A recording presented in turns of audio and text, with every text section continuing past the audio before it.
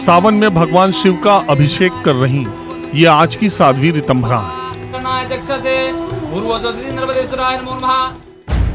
राम मंदिर आंदोलन में युवा साध्वी के तौर पर साध्वी ऋतंभरा ने देश ही नहीं दुनिया में धूम मचा रखी थी। मंदिर आंदोलन से सत्ता के शिखर तक बहुतों ने सफर तय किया, लेकिन साध्वी ऋतंभरा ने वृंदावन में वात्सल्य ग्राम बसाकर बच्चों, महिलाओं और वृद्धाओं के लिए जीवन समर्पित करने का संकल्प ले लिया।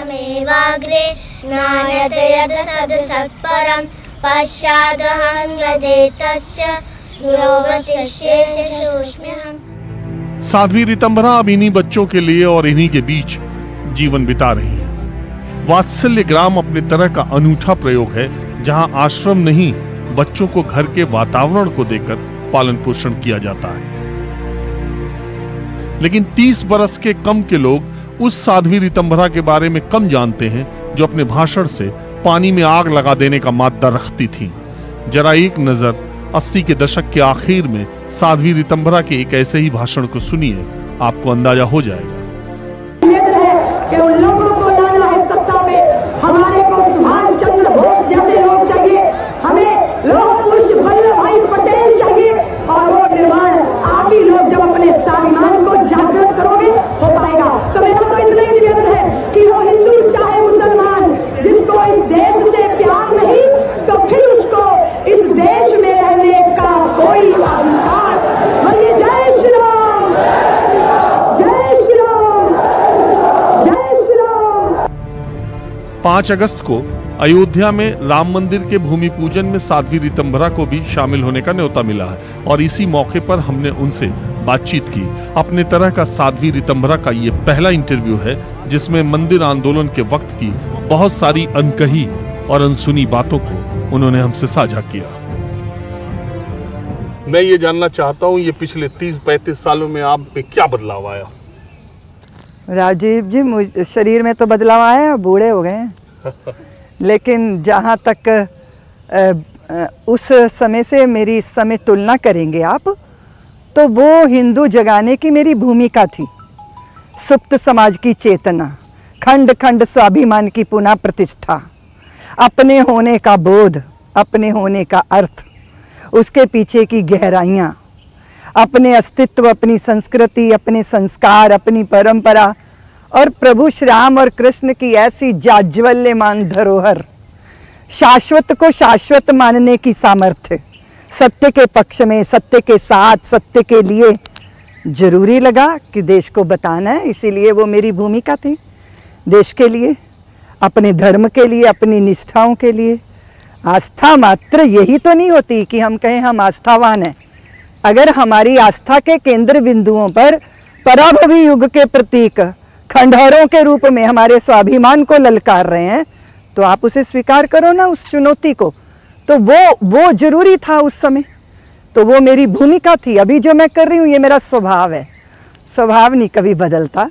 तो वात्सल्य मेरा स्वभाव है, सबके लिए कुछ ना कुछ करना, सबको खुशी देना, मेरा ये स्वभाव है। आपके कैसेट्स भी बिकते थे और जब लोग गाँव में, छोटे कस्बों, शहरों में, बड़े शहरों में भी आपको सुनते थे तो एक तरह का जो बोलते हैं ना, उनमें उबाल आता था। आप ऐसी बातें करती थी, लेकिन आपको नहीं लगता कि समाज के एक बड़े वर्ग को या देश की माइनॉरिटी को वो जहर भी लगता था? हाँ, निश्चित रूप से सत्य कड़वा ही होता है, पर जहरीला नहीं होता। सत्य को स्वीकार करने की अगर ताकत ना हो ना, तो वो जहरीला लगने लगता है। कभी भी इस देश में बहुसंख्यक, अल्पसंख्यक, हिंदू, मुसलमान, अगड़ा, पिछड़ा, अमीर, गरीब, ये हमें टाइटल दिए गए हैं। हम क्यों भूल गए कि हमारी अस्मिता को, जो विराट सागर जैसी है, उसको पोखरों में बांटने का कुत्सित प्रयत्न हुआ। राजनीति की रोटियां सेकी गई, राजनीति की गोटियां लाल की गई, इसी बल पर आपस में लड़ाकर, आपस में विभेद करके। तो क्यों उसको तकलीफ क्यों होनी चाहिए जो भारत की भूमि से जुड़ा है, जिसके रगों में राम कृष्ण का रक्त दौड़ रहा है, भले ही उसका पंथ कोई और हो, उसकी पूजा पद्धति अलग हो। जन्मा तो माँ भारती ने है ना, देश का खून हमारी रगों में दौड़ रहा है। इसलिए हमारी आइडेंटिटी, हमारी अस्मिता, हमारी किसी पूजा पद्धति, पंथ, मजहब से कैसे जुड़ सकती है? तकलीफ उनको हुई जिन्होंने इस विषय को, इस मुद्दे को इस तरह उछाला और उससे अपनी राजनीति की दुकान चलाई। सबसे ज्यादा तो राम मंदिर से राजनीति की दुकान चली, हिंदुत्व की दुकान चली। जो लोग जो फर्श पे थे वो सियासत के अर्श पे पहुंच गए राम मंदिर से। राजीव, ये हिंदुत्व की दुकानें नहीं होती। हिंदुत्व कोई सौदा नहीं है कि 2 किलो आटा खरीदने चले जाओ, कीमत चुका के ले आओ। हिंदुत्व हमारी प्राण सत्ता है, हमारा अस्तित्व है, हमारा जीवन है। 1000-2000 साल की गुलामी के बाद भी हम इस रूप में हैं, वो हमारी संजीवनी है हिंदुत्व। इसलिए वो दुकान पे बिकने वाला सौदा नहीं कि किसी कांग्रेस ने खरीद लिया या किसी बीजेपी ने खरीद लिया। हाँ, प्रसाद मिला, भारतीय जनता पार्टी को प्रसाद मिला। इस दृष्टि से मिला कि जब सारी राजनीतिक पार्टियां विरुद्ध खड़ी थी, लोक मानस के, लोक आस्था के, तब एक राजनीतिक पार्टी ने कहा चलो हम चलते हैं, बाकी तो सब हिंदुओं को गाली देते हैं, चलो हम हिंदुओं की आस्था का पोषण करते हैं। प्रसाद मिला। आप सही कह रहे हो। फर्श से अर्श तक पहुंची है भारतीय जनता पार्टी और उसके पीछे आधार है श्री राम जन्मभूमि का आंदोलन, क्योंकि उन्होंने उसको मानसिक सहयोग ही नहीं दिया, उसमें सक्रिय भूमिका निभाई।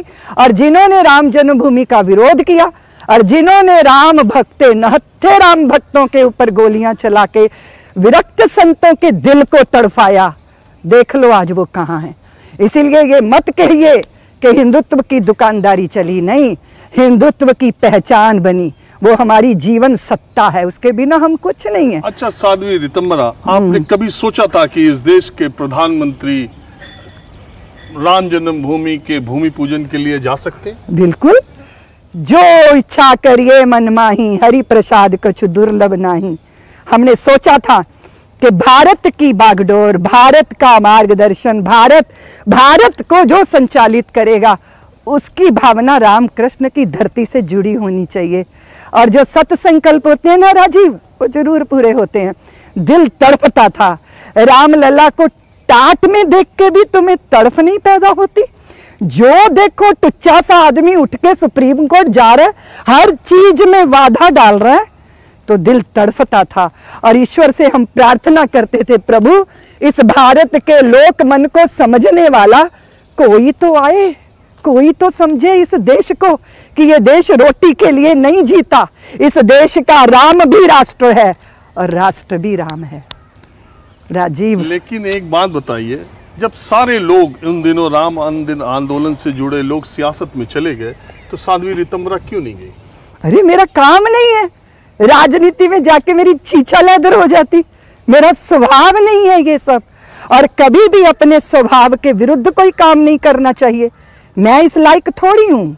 मैं तो भावनाओं को जीने वाली साध्वी हूँ, समग्रता के साथ। राजनीति में तो बहुत कुछ चाहिए होता है, अब में तो यही नहीं, अपर स्टोरी खाली है राजीव, यहाँ धड़कता है ये। और इसीलिए उस विषय को जिया दिल से, प्राणों से, इस विषय को यानी वात्सल्य को जी रही हूँ अंदर से, रोम रोम से। एक किस्सा, दरअसल मैं आज आपसे वो अनसुनी और अनकही बातें कहलवाने के लिए आया हूँ जो इतने वर्षों में कभी ना आपसे पूछी गई ना आपने बताया। मुझे पता चला कि एक बार आपको सोनिया गांधी के खिलाफ चुनाव लड़ने का निमंत्रण या आग्रह किया गया था। क्या हुआ था वो किस्सा? वो किस्सा ये हुआ था कि जब इतनी प्रसिद्धि मिल गई, मैं इतने बड़ी बड़ी सभाओं को संबोधित कर रही थी, तो निश्चित रूप से सबको लगेगा ही ना कि इस प्रसिद्धि को अब जो है भुनाया जाना चाहिए, इसका कुछ उपयोग होना चाहिए। तो हमारे सामने प्रस्ताव आया कि हम अमेठी से चुनाव लड़ें, लेकिन हम जानते थे कि हमारा निश्चय था कि मुझे अपनी जो प्रसिद्धि, जो रितंबरा को लोग गाली देते हैं या गीत गाते हैं, तालियां बजाते हैं या गालियां देते हैं, इसके पीछे राम जन्मभूमि के लिए मेरी किंचित मात्र सेवा है, मुझे उसको भुनाना नहीं है।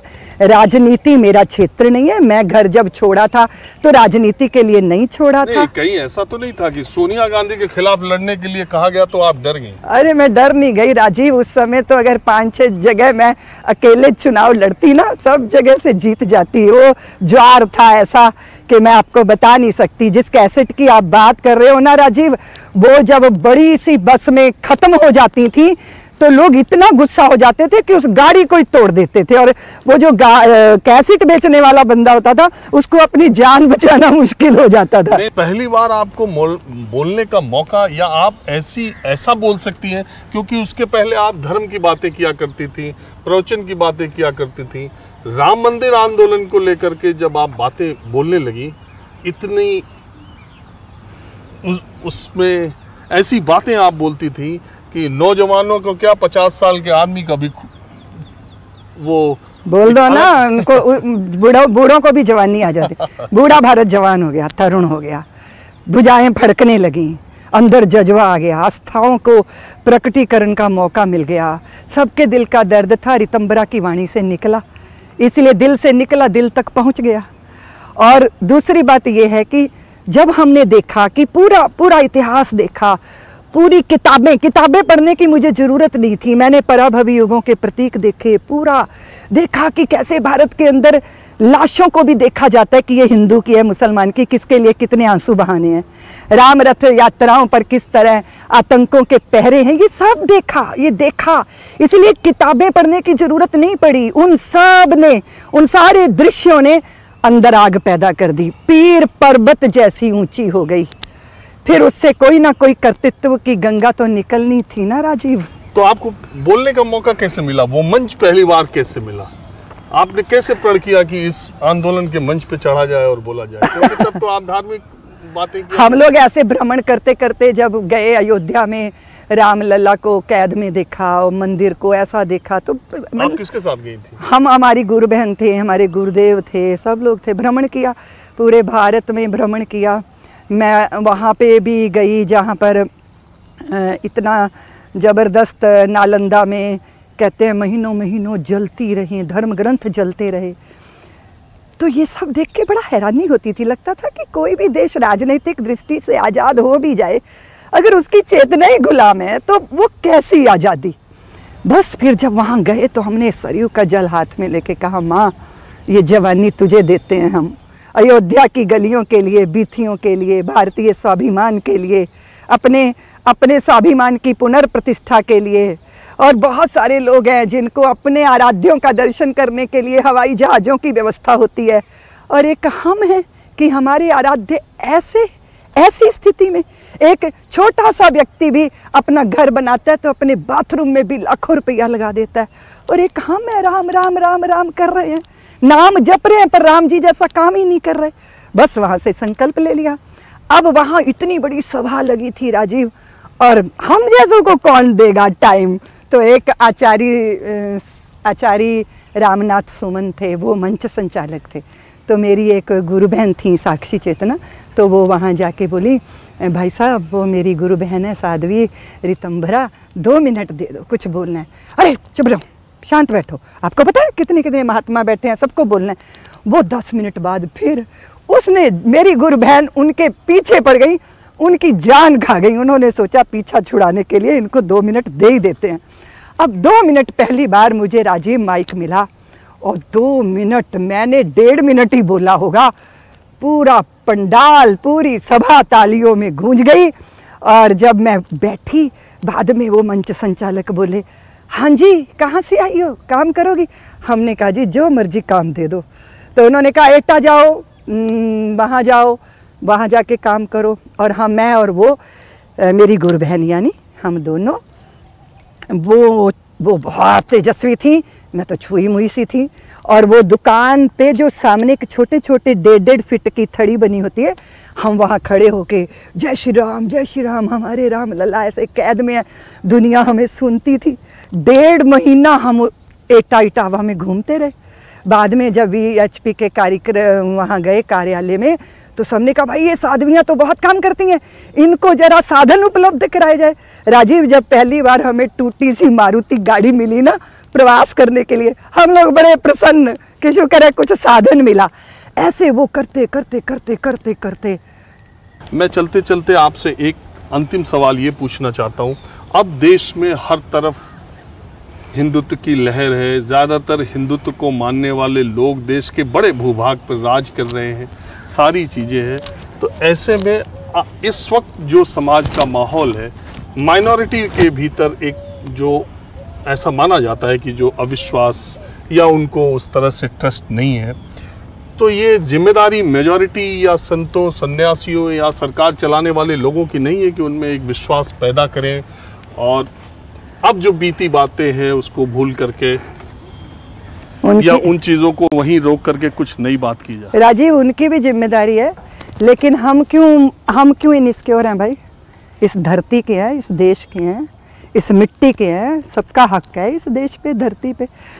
अपने को बाहरी मानना छोड़ देना चाहिए। वैसे तो डर है ही नहीं, ये बनाया गया डर है। जहाँ हिंदू समाज के हाथ में चीज़ें हैं वहाँ सब निर्भय हैं। जो बोले सो अभय, सनातन धर्म की जय। नन्हे नन्हे जीव, पशु पक्षी, जड़ जंगम, सबका जिसने पूरा ध्यान रखा है। देश अवस्था काल पात्र लख, मानव कर्म विधान रचा है। ज्ञान भक्ति सत्कर्म समन्वित बहती जिसकी सुरसरी धारा, वही हमारा धर्म सनातन पावन हिंदू धर्म हमारा निर्भय करता है। जो भी भारतीय संस्कारों से संस्कारित चित्त है, ना डरता है ना डराता है। और ये डर वाली बकवास है, होनी नहीं चाहिए, अच्छी बात नहीं है। नहीं, मैं ये कह रहा हूँ कि राम मंदिर तो चलिए भूमि पूजन हो गया, मंदिर बन भी जाएगा और भव्य बनेगा, लेकिन क्या मंदिर बन जाने से राम राज्य आ जाएगा? राम राज्य तो तभी आएगा जब समाज का हर वर्ग। बिल्कुल, ये प्रारंभ है। मंदिर निर्माण भर से नहीं राम राज्य आ जाएगा। मंदिर निर्माण से तो भारतीयों का खंड खंड स्वाभिमान, अखंडता की प्रतिष्ठा पाएगा। उसके बाद तो बहुत काम है। शबरियों के जूठे बेर नहीं खा सकते हो, नेतृत्व करते हो और एहसास कराते हो दूसरे को कि तू छोटी जात का है। कैसे आ जाएगा राम राज्य? राम राज्य मात्र मंदिर निर्माण से आ जाएगा। ऐसी बेवकूफ़ी जैसी सोच हम तो नहीं रख सकते। लेकिन ये बात जरूर है कि 500 साल से जो लड़ाई लड़ी मेरे पुरखों ने, उनकी जवानियां, तरुणाइयां, उनकी जिंदगियां सार्थक होने जा रही हैं। पराभवी युग के खंडहरों में से नवनिर्माण, ये भारत के स्वाभिमान का निर्माण, आस्था का पुनर्निर्माण है। बस बात यहाँ तक, उसके बाद की नहीं। भेदभाव जब तक रहेगा, कुछ लोग तो अपने कुत्तों को भी हवाई जहाज से सुरक्षित लाना चाहेंगे और लाखों लाखों लोग पैरों में छाले अपने बच्चे को सिर पे लेके चलेंगे। कैसे आ जाएगा राम राज्य राजीव? कुछ लोग तो पुण्य के सर पे पाप की बेलें चढ़ेंगी, कचरे में से दाने बीन कर खाएंगे और कईयों के कुत्ते खा खा के उल्टियां करेंगे। कैसे आ जाएगा राम राज्य? जब तक अंतिम व्यक्ति के घर में उजाला नहीं होता, और वो तब होता है जब राम स्वयं चल के शबरी की कुटिया में जाते हैं और एक परित्यक्त महिला को कहते हैं तेरे पति से भूल हुई है, तू दोषी नहीं है, दोषी इंद्र है और संसार उसका मुंह भी नहीं देखेगा। आज तक इंद्र पूजित नहीं होता जिसने छल किया था।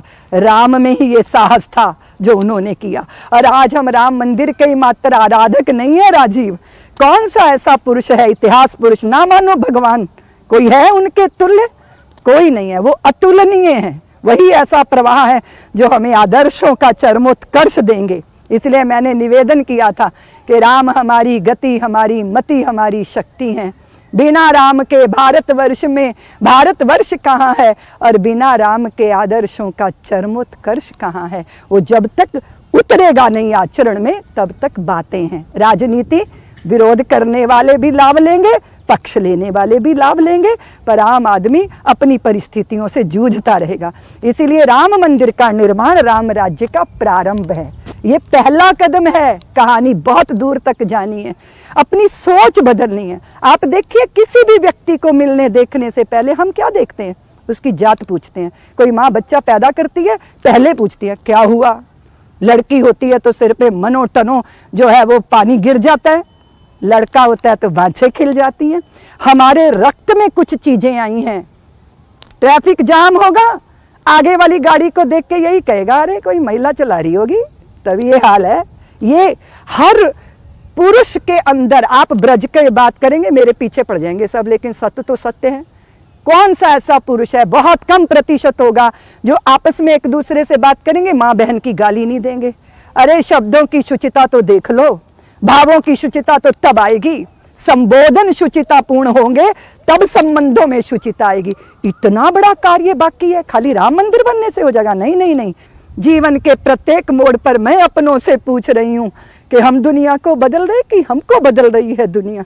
इसलिए यात्रा पूरी नहीं हो गई राजीव, यात्रा तो बहुत दूर तक जानी है और ना जाने कितनी पीढ़ियों को खपना है भारत को भारत बनाए रखने के लिए। इसलिए बहुत बड़ा तप है, आग से गुजरना है, दृढ़ चाहिए निष्ठाएं, अक्षुण चाहिए प्रवाह, लगातार लगातार। आपने हमसे बात की और आपके पास देर तक बैठना भी ज़्यादा ठीक नहीं है, इतना आभा मंडल और प्रभाव है कि उससे जल्दी निकला भी नहीं जा सकता। ये थी साध्वी ऋतम्बरा जिन्होंने राम मंदिर आंदोलन को एक दिशा ही नहीं दी थी, उसकी उस आंदोलन को ऐसी धार दी थी कि जब तक राम मंदिर रहेगा तब तक साध्वी ऋतम्बरा की भी चर्चा होती रहेगी। आज सिर्फ इतना ही। कैमरामैन संजय सिंह के साथ राजीव रंजन, न्यूज़ 24 वृंदावन। नमस्कार, मैं हूं मानक गुप्ता। अगर आपको हमारा ये वीडियो पसंद आया हो तो इसे लाइक और शेयर जरूर करें और हाँ, हमें सब्सक्राइब और फॉलो करना ना भूलें ताकि आप देश और दुनिया की कोई खबर मिस ना करें। तो जुड़े रहिए हमारे साथ और देखते रहिए न्यूज़ 24।